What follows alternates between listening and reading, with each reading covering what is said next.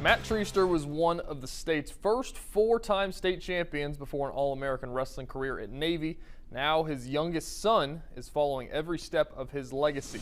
Brandon Zenner introduces us to this week's Rising Star.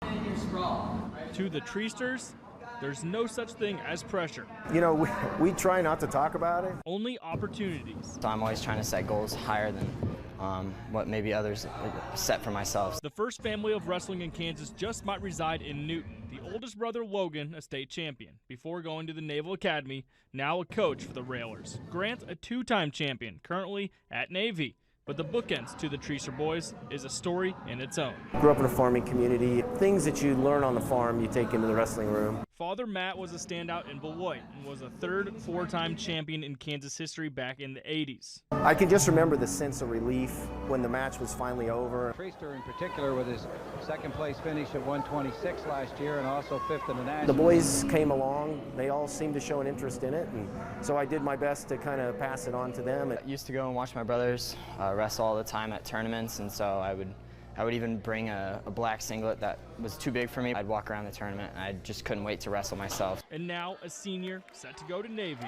just one bracket away from a fourth title himself. I've always told myself, no matter what the scenario is, you got to find a way to win. And from joining Rarefied Air, it's believed they would be the nation's fifth father-son duo to each win 4 state titles. If he does, I'll be the proudest father in the world. There's not very many people who can say that they've done that, and it'd probably be really special to be able to share that with my dad. But the bigger goal, become an NCAA All-American like his father. That's the real wish I have for him, is that he can take this and use it as a stepping stone. I want to be a national champ when I'm in college, and I want to reach some really great heights. And so getting a 4-state title, that's just another stepping stone to the things I want to climb, the ladders I want to achieve. In Newton, Brandon Zenner, 12 News.